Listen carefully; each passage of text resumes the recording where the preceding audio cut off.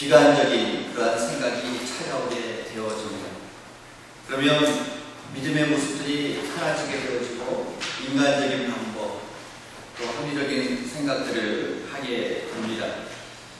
믿음이 좋았던 사람, 하나님의 사람, 다윗, 그가 계속되는 사울 왕의 죽음의 위협 속에서 어떻게 하면 내 생명을 지킬 수 있는가, 어떻게 하면 내가 안전할 수 있는가, 그런 인간적인 방법을 찾게 되어집니다. 그래서 자신을 추종하는 사람들 600명을 거느리고 이스라엘의 적국인 블레셋으로 그가 망명을 합니다. 성경 역사 속에서 이스라엘을 끊임없이 제일 많이 괴롭힌 민족, 그것이 바로 블레셋입니다. 이스라엘 백성들의 제일 되는 원수 그러면 블레셋이고, 하나님을 모독했던 사람들이 바로 블레셋 사람들이었습니다. 그런데 이스라엘의 왕이 될 사람으로서 기름을 부음을 받고 장차 왕이 될 그러한 다윗이 자신의 안전을 위해서 적대국인 블레셋으로 망명을 하였습니다. 그리고 블레셋 왕 아기스 왕에게 한심을 사기 위해서 노력하였습니다. 왜 적국으로만 가야 했을까? 왜 그가 아기스 왕에게 잘 보이려고 애를 써야만 했을까? 그것은 자신의 안전을 위해서였습니다. 그가 블레셋으로 망명을 하여서 자신의 안전을 얻게 되어집니다. 그러나 그가 또 잃어버린 것이 있는데 바로 자신에 대한 정체성, 나는 누구인가 하는 것이죠. 적대국으로 왔으니까 나는 이스라엘 백성, 나는 하나님의 백성, 나는 장차 이스라엘의 왕이 될 사람이다 하는 그 정체성을 그가 잃어버리게 되어집니다. 그래서 이제는 자신의 그 생명을 위해서 그는 이 블레셋 지역에서 그 근처에 있는 다른 민족들, 구스리나 기르스나 또 아말렉 같은 민족들을 공격하여서 그들의 재산을 빼앗습니다. 그리고 그것을 블레셋 왕 아기스에게 갖다 주면서 자기가 전리품으로 얻은 것을 상납하는 그런 모습을 우리가 볼 수 있죠. 그러면서 아기스 왕이 이것을 어디서 가져왔느냐 물었을 때에 그가 거짓말을 해서 이것은 내가 이스라엘 백성들, 유다의 지역을 공격해서 빼앗아 온 것이다, 이렇게 거짓말을 하고 있습니다. 그런데 성경을 보면서 이 다윗의 모습을 보면서 정말 이 시대를 살고 있는 우리 성도들의 모습, 자신의 안전을 위해서, 자신의 성공을 위해서 인간적인 방법을 통해서 쟁취하고자 하는 그런 모습을 우리는 볼 수 있습니다.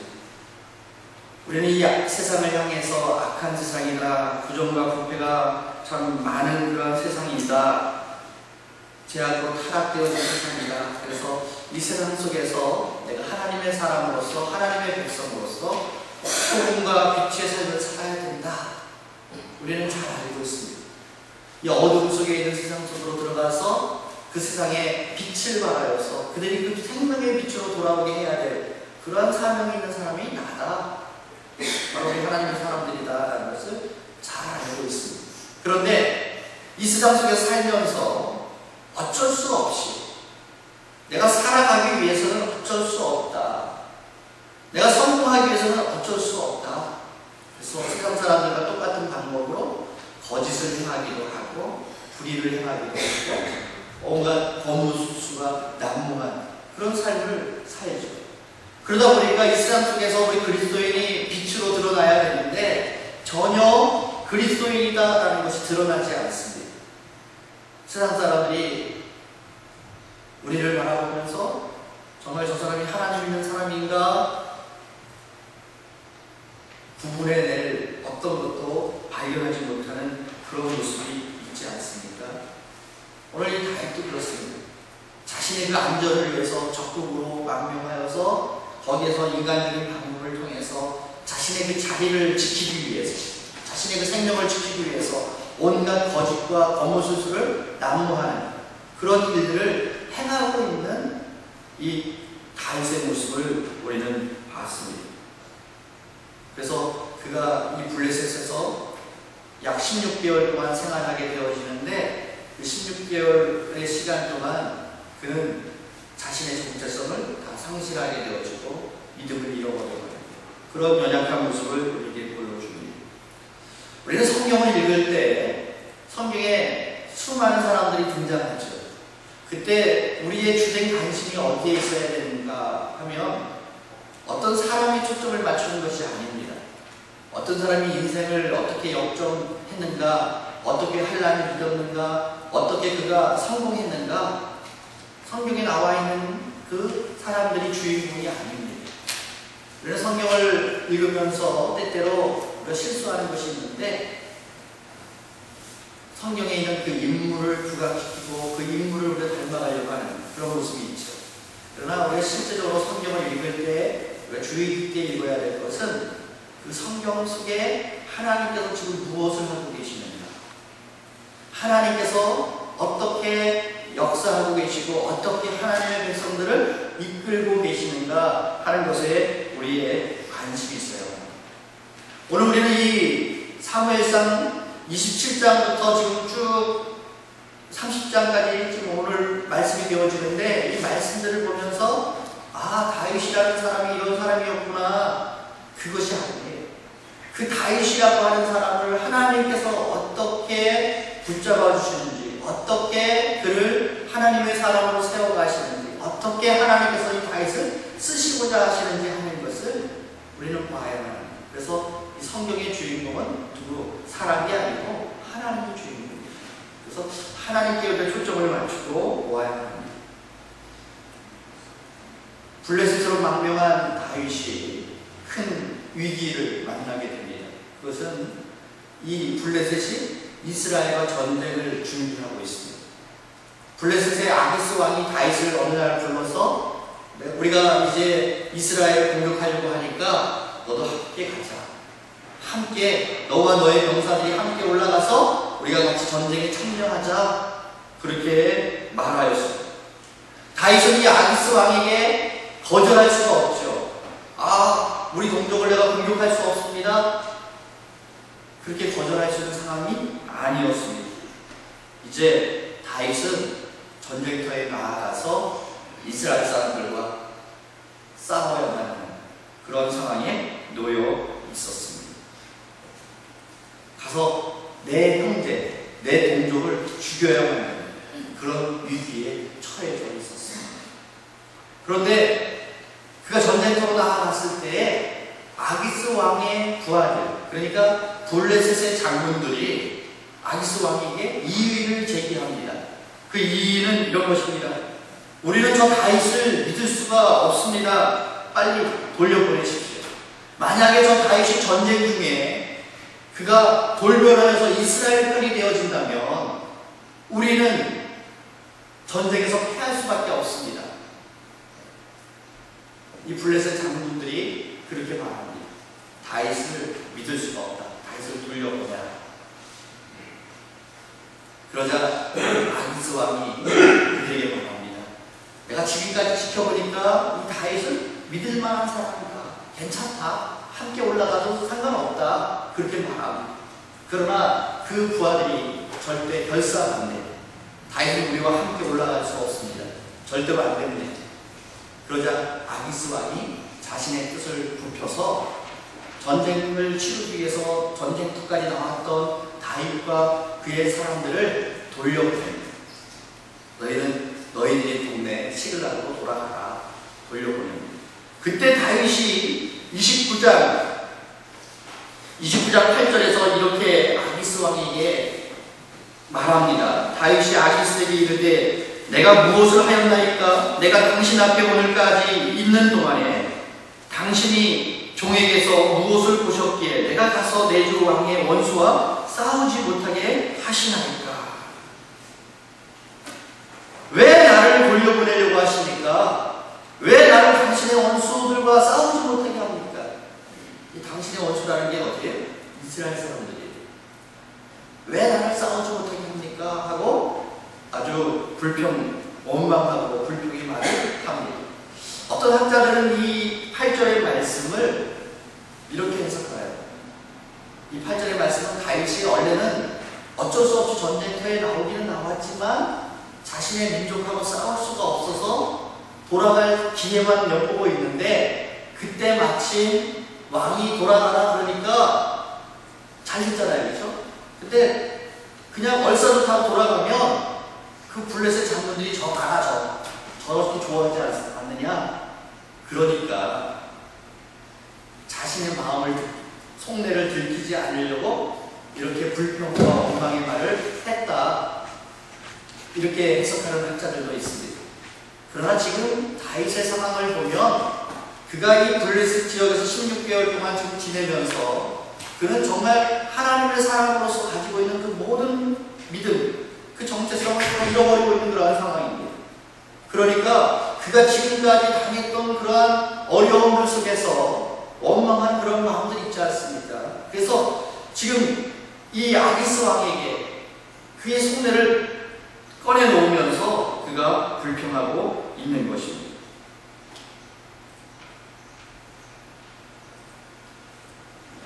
내가 무엇 때문에, 내가 지금까지 어떻게 했는데 나를 이렇게 대할 수가 있습니까?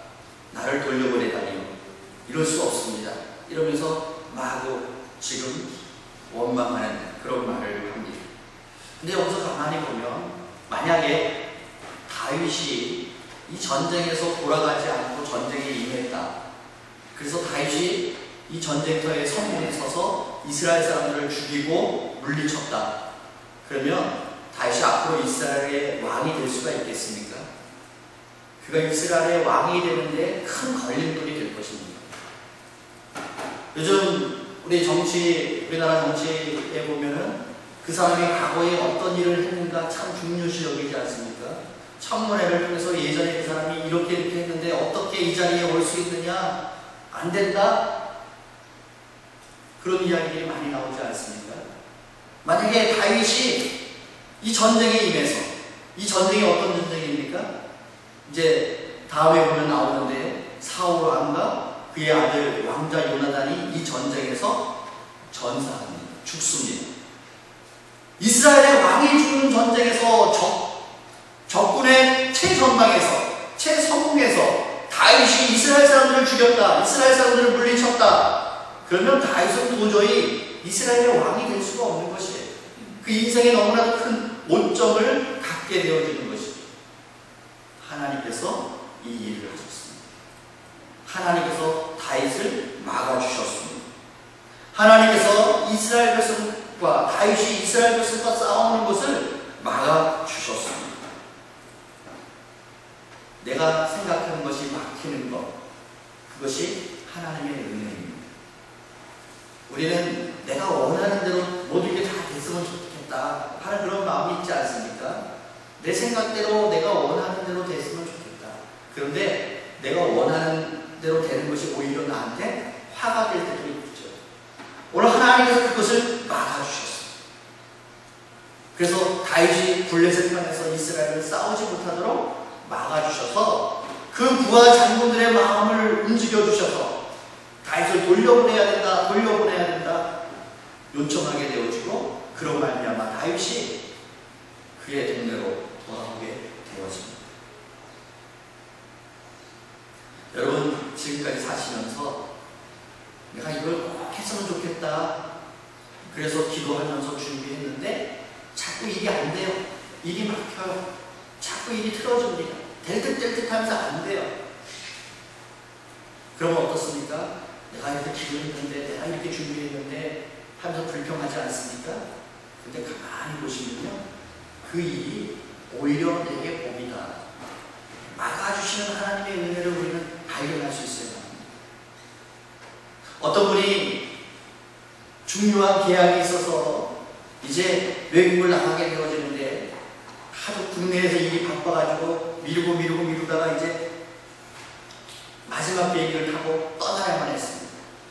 그래서 공항을 향해서 열심히 달려갔는데 길이 막혀가지고 그만 공항에 늦게 도착했어요. 비행기를 탈 수가 없어요. 아니, 너무나도 중요한 계약인데, 이거 꼭 해야 되는데, 그 사람 비행기 탈지 못했으니까 얼마나 억울합니까? 얼마나 불평이 많습니까? 근데 나중에 그 비행기가 사고가 났다. 뭐 그런 이야기 많이 들어보지 않았습니까? 여러분 인생에서 내 삶 속에서 정말 내가 기도 많이 했어요. 내가 원했습니다. 꼭 되기를 원했습니다. 근데 안 된 거. 그 일이 막혔어요. 그것이 은혜예요. 저도 그런 경험이 있습니다. 제가 첫 번째 전도사가 되기 위해서 신대원에 입학해서 이제 1학기를 보내면서 교육전사가 되기 위해서 준비했습니다. 어느 날 기숙사에 있는 1년 선배 전사님이 저에게 찾아와가지고 저한테 말합니다. 우리 교회에 오시죠. 우리 교회에서 사역하면 잘할 것 같아요. 우리 교회에 오세요. 그래서 제가 이력서를 써가지고 그분에게 드렸습니다. 그분이 어느 날 토요일 오후에 담임 목사님과 면담이 있다고 저한테 연락이 왔어요. 그래서 상계동에 있는 교회였는데 제가 찾아갔습니다. 그래서 목사님하고 잘 면담을 잘 했어요. 근데 저는 어느 부서를 맡아야 되는지도 모르고 선배가 우리 교회로 와라 그랬으니까 가려고 했던 교회였습니다. 그리고 또 저는 이제 지금까지 준비했으니까 이제 교육전사를 해야지. 그 기도하면서 준비했습니다. 근데 목사님이 저한테 그러더라고요. 맡아야 할 부서가 청년부하고 성가대 지휘입니다. 성가대 지휘. 저는 그때까지만 해도 제가 노래를 잘한다 생각했었습니다. 제가 음악을 좋아한다고 생각했습니다. 제가 대학 때 저의 룸메이트가 성악가 학생이었어요. 그래서 제가 음대 수업도 많이 들었어요. 합창 수업도 듣고 그랬습니다. 그래서 저는 내가 잘할 수 있겠다 생각했어요. 그래서 목사님이 성가대 지휘도 해야 되는데 할 수 있겠습니까? 그래서 제가 할 수 있습니다. 맡겨만 주시면 내가 열심히 해보겠습니다. 그랬습니다. 근데 내일 강행하고 결정해서 연락드리겠습니다. 그랬는데 일주일이 지났는데 아무런 연락이 안 와요. 한 열흘이 지났는데 아무 연락이 없습니다. 저를 소개시켜준 그 전사님이 저를 피해요. 왜 그럴까요? 자기가 소개시켜주고 안 됐으니까 멋져 보니까 피하는 것 같아요. 제가 처음에 첫 번째 사역을 시작하기 위해서 첫 번째 이력서를 낸 교회였거든요. 그러니까 제 마음속에 굉장히 낙심이 되는 거예요. 야, 내가 이거 그동안 기도하면서 준비했는데 그것도 내가 가겠다고 그런 것도 아니고 선배를 통해서 이렇게 소개시켜줘가지고 다 된 거였는데 왜 안 됐을까? 왜 안 됐을까? 굉장히 힘들었습니다. 근데 지금 지나고 나서 보니까 그때 제가 성가대를 지휘를 맡았다면 어떻게 됐을까요? 제가 나중에 제 음악성을 깨달았습니다. 요즘 복음성가 우리 젊은이들이 부르는 성가 부르면요 저 따라 부르기 굉장히 어렵습니다. 이 박자, 리듬, 엉망입니다. 또 저는 이렇게 찬양을 부르다 보면은 자꾸 음이 반음씩 떨어집니다. 그런 사람이 성가대 지휘를 맡아서 한다면 거기 성가대에 그래도 음악도 좀 알고 그런 분들이 많이 계실 텐데 이게 지휘가 되겠습니까? 만약에 그랬다면 제가 그 교회에서 한 2달 버텼을까요? 아마 제 스스로가 도저히 못하겠다고 물러났을 겁니다. 그랬다면 제가 첫 번째 사역에서 실패했으면 얼마나 낙담했겠습니까? 근데 하나님께서 그 길을 막으십니다. 저는 그때는 몰랐어요. 왜 안 될까 하고 불평했었습니다. 근데 하나님께서 막아주셨어요. 지금 지나서 보니까 내 성가대 지휘 아니니 정말 하나님의 은혜다. 감사해 주고 되었습니다. 여러분 삶 속에서 내가 간절히 원하는 것, 내가 바라는 것, 그걸 열심히 기도했습니다. 그런데 우리는 요 앞에만 볼 수밖에 없는 인생이잖아요. 그러나 우리 하나님은 알파와 오메가, 처음과 마지막 되시는 분이십니다. 모든 것을 깨뜨려 보시는 분이십니다. 그분이 보시니까 이것은 주면 안 돼. 이 길로 가면 안 돼. 그러니까 하나님께서 그 길을 막으셨습니다. 오늘 다윗이 이스라엘과 싸운다는 것, 그건 있을 수 없는 일입니다. 하나님께서 그것을 다른 사람을 사용하셔서 막아주시는 하나님이셨습니다. 여러분 삶 속에 막히는 일이 있습니까? 왜 나를 내 길을 막느냐? 불평할 게 아니라 거기에서 하나님의 뜻을 발견할 수 있기를 원합니다. 그 속에서 하나님이 왜 막으셨는지 하나님의 뜻을 구하는 그러한 우리 모두가 되기를 주님의 이름으로 축원합니다. 다윗은 그 전쟁터에서 돌아왔습니다.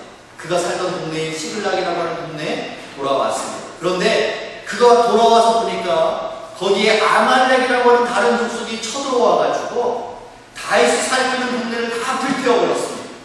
그리고 거기에 아녀자들과 어린 자녀들과 그리고 그들의 가축과 재산들을 다 가지고 가버렸습니다. 다윗이 600명의 추종자들과 함께 시글락으로 돌아와서 보니까 아무것도 없어요. 집은 불탔죠. 사람은 하나도 안 보이죠. 이럴 수가 있습니까? 너무나도 기가 막힌 그런 상황에 처해져 있었습니다. 하루아침에 자녀들을, 가족을 다 잃어버렸더니 이 사람들이 어떻게 됐습니까? 600명의 사람들이 다윗과 함께 그 자리에 앉아서 대성통곡하며 울기 시작합니다. 오늘 성경에 보면은 4절 말씀에 다윗과 그와 함께한 백성이 울 기력이 없도록 소리를 높여 울었더라. 아니 어떻게 이럴 수가 있습니까? 그냥 막 대성통곡하면서 그들이 울었어요. 눈물이 더 이상 나오지 않을 정도로, 소리가 나오지 않을 정도로 그들이 울었습니다. 그런데 이렇게 모든 것을 잃어버리니까 그동안 다윗을 도와주었고 다윗을 따라다녔고 지지해주었던 사람들이 다윗에 대해서 분노를 느끼게 되었죠. 그래서 그들이 우리 돌로 저 다윗을 죽이자. 다윗도 지금 모든 걸 다 잃었습니다. 그런데 이제는 자기의 부하들을 통해서 돌에 맞을 위기에 처해져 있었습니다.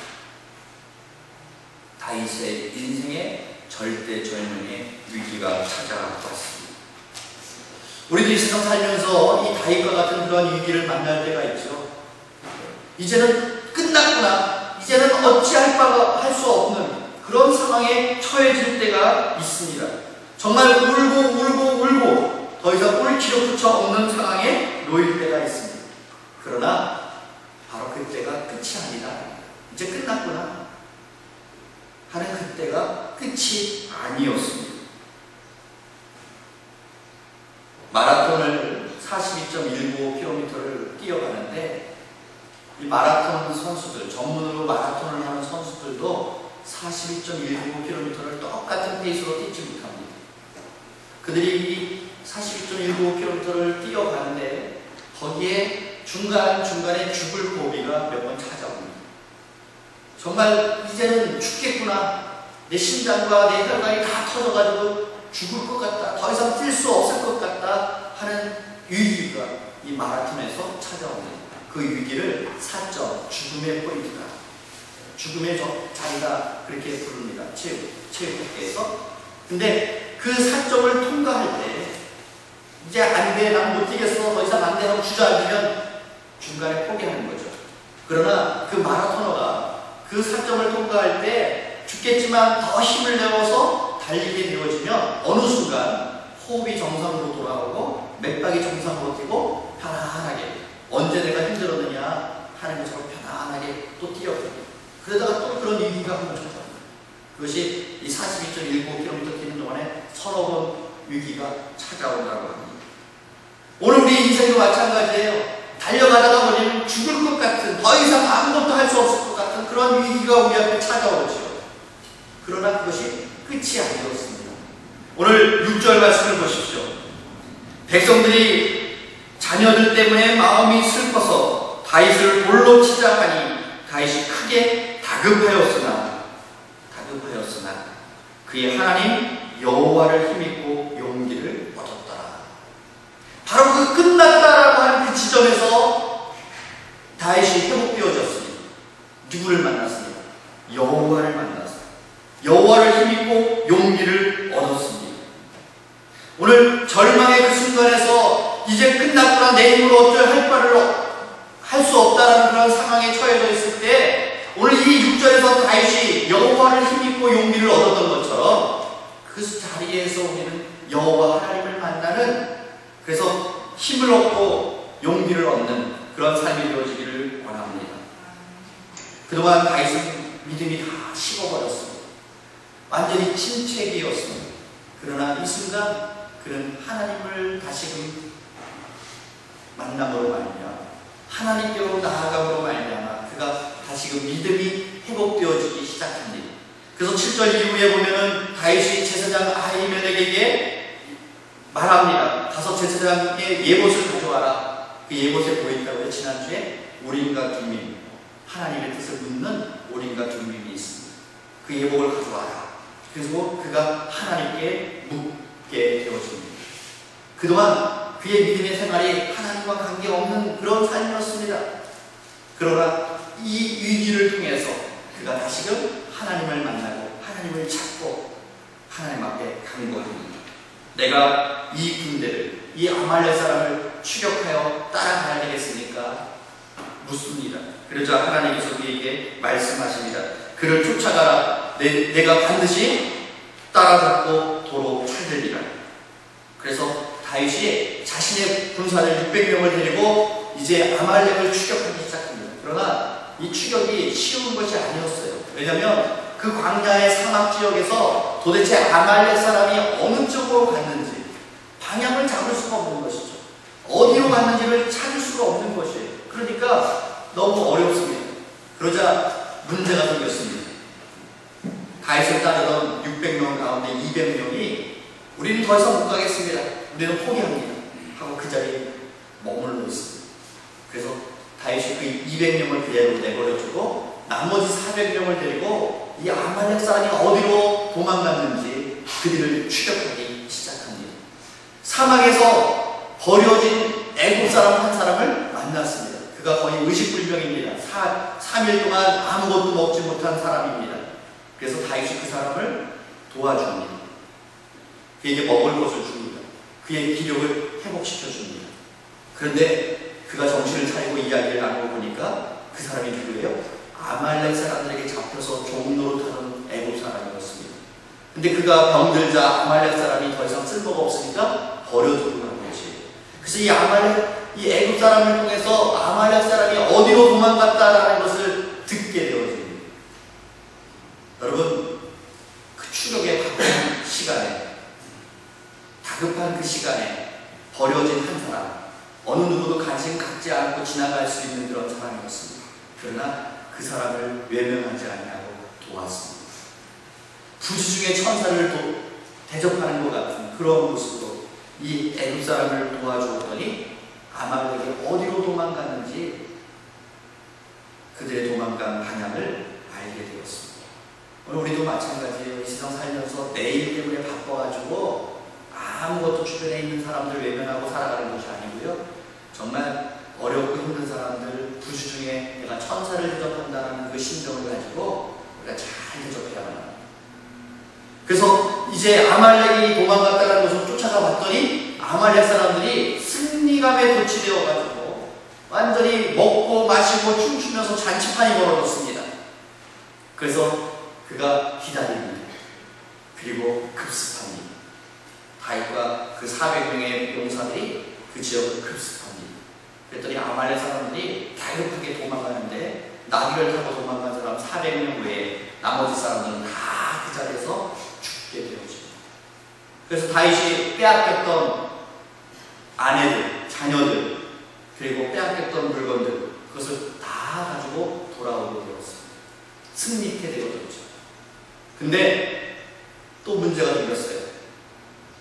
가지고 돌아왔더니 이 전리품을 어떻게 나누느냐 하는 문제가 생겼습니다. 400명 다윗과 함께 싸우러 나갔던 400명이 중간에 포기하고 머물러 있는 저 200명, 저들에게는 아무것도 주지 말잖아요. 저들에게는 아내와 자녀들만 주고 전리품으로 가지고 왔던 것들, 그것을 주지 말자, 그렇게 말합니다. 그러니 이 안에서 또 내분이 일어나겠죠. 그때 다윗이 말합니다. 아니다, 다 주어라. 그리고 그것을 법으로 정했습니다. 그래서 600명의 골고루 다 나눠줍니다. 그리고도 남은 것이 있어요. 그 남은 것을 가지고 이스라엘 사람들에게 나눠줍니다. 이것을 통해서 다윗은 완전히 바뀌었어요. 이전에는 이스라엘과 전쟁을 치러야 되고 이스라엘 사람들을 죽여야 되는 그런 위기에 처해져 있었던 다윗이었는데 오늘 이 끝부분에 와서는 어떻습니까? 다윗이 이스라엘 사람들에게 오히려 원조를 해주는, 도움을 주는 그러한 위치로 바뀌었다는 거죠. 하나님께서 이 다윗을 하나님의 사람으로 이스라엘의 왕으로 쓰시기 위해서 하나님께서 이 모든 것을 그에게 막아야 될 것을 막고 그를 구원해야 될 부분을 구원하시고 그를 인도하여 주심으로 말미암아 그가 이스라엘의 왕의 제목으로 만들어주시는 하나님을 우리는 발견할 수 있습니다. 우리가 이 땅에서 신앙생활하면서 내가 예수 믿는다고 해서 완벽하게 살 수 있는 것 그렇지 않죠. 저도 마찬가지고 우리가 이 세상 살면서 끊임없이 많은 실수도 하고 때때로 넘어지기도 하고 실패하기도 하고 좌절하기도 합니다.